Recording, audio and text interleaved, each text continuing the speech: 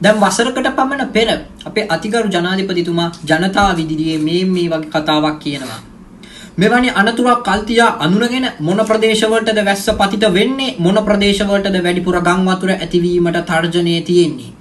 මේ පිළිබඳව ඕනතරම් දත්ත තොරතුරු එක්රැස් කර ගැනීමට සමත් වෙන තාක්ෂණයක් දියුණු වෙලා තියෙනවා. තාමත් නිසි පරිදි ඒ තාක්ෂණය අපි උපයෝගී කර ගැනීමට අසමත් වෙලා තියෙනවා. ඒ නිසා අහස දිහා බලලා වහින්න වගේ වැස්සට පස්සේ ගොඩක් වැස්ස වගේ කියන තත්වෙට අපේ රට ඇති වෙලා තියෙනවා. ඉතින් මං අහන්නේ ජනාධිපතිතුමා, අතිගරු ජනාධිපතිතුමා, එකල තිබුණ තාක්ෂණේ දැන් කෝ මෙච්චර විප ප්‍රමාණයක් වෙනකන් ඔබතුමාලා ඇයි නිහඬව හිටියේ මේ තාක්ෂණේ භාවිතාවට නොගෙන? මන් දන්නේ මේ තාක්ෂණේ ඒ කාලේ තිබිලා වර්තමානයේ වෙනකොට අතුරුදහන් වුණාද කියන්නවත්. නමුත් ඔබතුමා මෙහෙම කතාවක් ඉදිරිපත් කරලා තියෙනවා.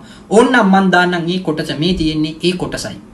විතරක් නෙවෙයි ලෝකේ විද්‍යාවේ හා තාක්ෂණයේ දියුණුව විසින් මෙවැනි අනතුරක් කල්තියා අඳුරගෙන මොන ප්‍රදේශවලට වැඩිපුර වැස්ස පතිත වෙන්නේ, මොන ප්‍රදේශවලද වැඩිපුර ගම් වතුර ඇතිවීමට තර්ජනය තිබෙන්නේ, මේ පිළිබඳව ඕනතරම් දත්ත තොරතුරු එක්රැස් කර ගැනීමට සමත් වෙන තාක්ෂණයක් දියුණු වෙලා තිබෙනවා. හැබැයි තාමත් නිසි පරිදි අපි මේ තාක්ෂණය උපයෝග කරගන්න අසමත් වී තිබෙනවා. අහස දිහා බලලා වහින්න වගේ කියන එක, වැස්සට පස්සේ ගොඩක් වැස්ස වගේ කියන තත්වයකට අපේ රටපත් වී තිබෙනවා. ඒ නිසා මේ ස්වභාවික වැස්සෙන් මේ ඇති වී තිබෙන විපත ඒ ස්වභාවික විපතක් නෙවෙයි. එය අපේ රටේ මෙතෙක් කල අනුගමනය කළද ප්‍රතිපත්තීන් වල විපතක් හැටියට තමයි මේක තිබෙන්නේ. ඒ නිසා මේනුත් අපිට ඇනලා කියන්නේ, අඬ ගහලා කියන්නේ වෙන මොකුත් නෙවෙයි. මේ රට වෙනස් කළ යුතුයි කියන කරුණ තමයි.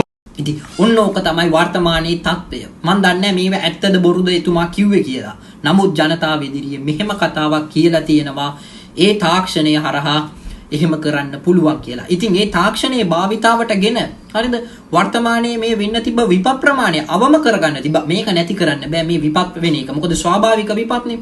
නමුත් මේවා අපිට අවම කරගන්න තිබුණා. ජීවිත දහස් සංඛ්‍යාතයක් මං හිතන්නේ නැති වෙලා තියෙනවා මේ වෙනකොට. ඒ වගේම දහස් ගණනින් විපතටපත් වෙලා තියෙනවා.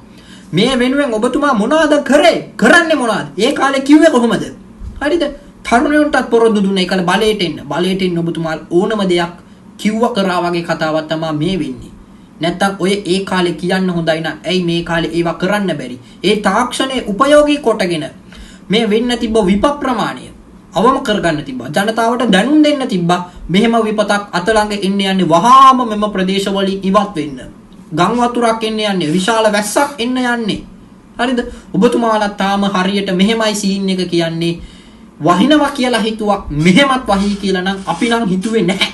මං අහන්නේ ඔබතුමාත් එහෙමද කියන්නේ දැන් වර්තමානයේ? වහී කියලා හිතුවා, මෙහෙමත් වහී කියලා නම් හිතුවේ නැහැ. නැත්තම් අර එකල තිබ්බ තාක්ෂණය, JVP එක සතුව තිබුණ තාක්ෂණයේ වර්තමානයේ වෙනකොට අතුරුදහන් උනේ කොහොමද? It's a big question. මං ඒක කියන්නේ ලොකු big question එකක්. මේ තාක්ෂණය අතුරුදහන් උනේ කොහොමද? අපි මේ ගැනත් හොයමු. මොකද එකල තිබුණ තාක්ෂණයේ වර්තමානයේ වෙනකොට අතුරුදහන් වෙන එක මට ලොකු big question එකක්. හරිද? ජීවිත දහස් සංඛ්‍යාතයක් නැති වුණා, දහස් ගණනක් විපතටපත් වුණා. ඔබතුමාලා මේකට වග කියන්න ඕනේ. මොකද නිහඬව හිටියා ඔබතුමාලා. සති දෙකකට පමණ පෙර මේවා දැනුම් දීලා තිබුණේ අපේ විද්වත් උදවිය ඔබතුමාලට. ඔබතුමාලා නිහඬව හිටියා. හරිද? මේවා ජනතාවට දැනුම් දෙන්න තිබුණා. අඩුම ගානේ 3 wheel එකක මොකක් හරි බැඳගෙන ගම පුරා කියාගෙන යන්න තිබුණා මෙහෙම දෙයක් එන්න යනවා වෙන්න යනවා කියලා. ඔබතුමාලා ඒකවත් කරේ නැහැ. එහෙම දේවල් කරන්න පුළුවන්කම තිබිලා. ඔබතුමාලා හිතන් ඉන්නේ ඔබතුමාලා තාමත් විපක්ෂය කියලාද? ඔබතුමාලා ඉන්නේ දැන් ආණ්ඩු පක්ෂය. ඔබතුමාලා මේවා කරන්න ඕනේ. හරිද? විපක්ෂයයි තමයි දැන් හැමතැනම ජනතාවට උදව් කරමින් යන්නේ. ආණ්ඩු පක්ෂයයි මොනවද කරන්නේ? සමහර අය බත් පැකට් උස්සන් යනවා. සමහර අය ජැන්ඩි පහට ඇඳලා යනවා. අනේ ජනාධිපතිතුමා කාරුණිකව, ඊටාම කාරුණිකව.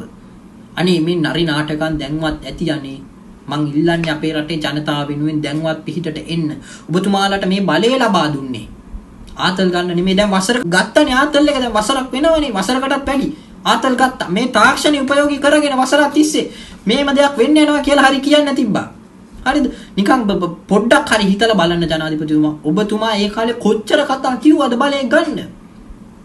බලය ගත්තට පස්සේ තාක්ෂණෙත් නෑ, කතා මුකුත් නෑ. ඔබතුමාලා නිහඬ වීමද පිළිතුර. ඔබතුමාලා දේශපාලඥයෙක්, ජනතාව වෙනුවෙන් පෙනී සිටින පුද්ගලයෙක්. ඔබතුමාලා මේ මොහොතේ තමයි ජනතාව වෙනුවෙන් පෙනී සිටින්න ඕනේ. ඉතින් මං කාරුණිකව ඉල්ලන්නේ ඒ කාලේ ඔබතුමාලා මොන දේ කරා කිව්වා හෝ වේවා වර්තමානයේ මේ ජනතාව විපතටපත් වෙලා තියෙන මොහොතක්. කාරුණිකව මං ඉල්ලන්නේ ජනතාව වෙනුවෙන් පිහිටටපත් වෙන්න.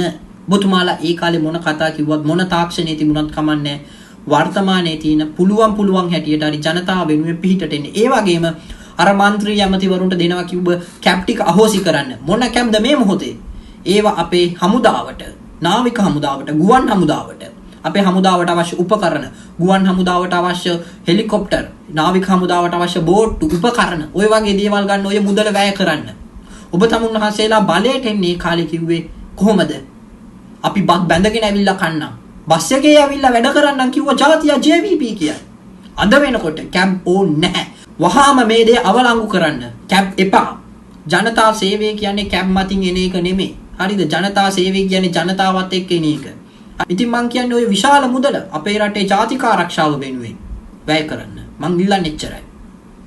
අනවශ්‍ය කරුණු කාරණා සඳහා මුදල් වැය කරන්න එපා මේ මොහොතේ. මේ වෙනකොට දැන් වර්තමානයේ වෙනකොට අපේ රටේ විශාල පුද්ගලයෝ ප්‍රමාණයක් අවතන් වෙලා ඉන්නවා. අපි මේ පුද්ගලයන්ගේ ජීවිත නැවත ගොඩනගන්න ඕනේ. මේ ගොඩනැගීමට අපිට මුදල් අවශ්‍යයි රජයක් වශයෙන් ඔබතුමාලට. ඉතින් ඔය මුදල ඒ වෙනුවෙන් වැය කරන්න.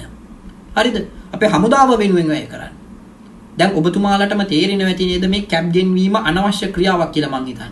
ඇත්තටම ඒක වැඩක් නැහැ. ඔය කැබ් ගෙන්වීම වහාම හවුසි කරලා දාලා රටේ ජනතාවගේ ජීවන තත්ත්වය උසස් කිරීමට ඔය මුදල වැය කරන්න කියන කාරුණික ඉල්ලීම මම ඔබතුමාගෙන් කරනවා.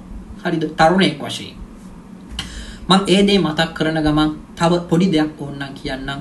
ජනතාවට ඇහුම්කන් දෙන ආණ්ඩු දීර්ඝ කාලයක් පවතින අතර ජනතාවට සවන් නොදෙන ආණ්ඩු ඊටාම කෙටි කාලයක් ජනතාවගේ බලය ඔබතුමා දන්නවා ඇති කියන ඒ පොඩි මතක් කිරීම කරන ගමන් මම මේ වැඩසටහන අවසන් කරන්න.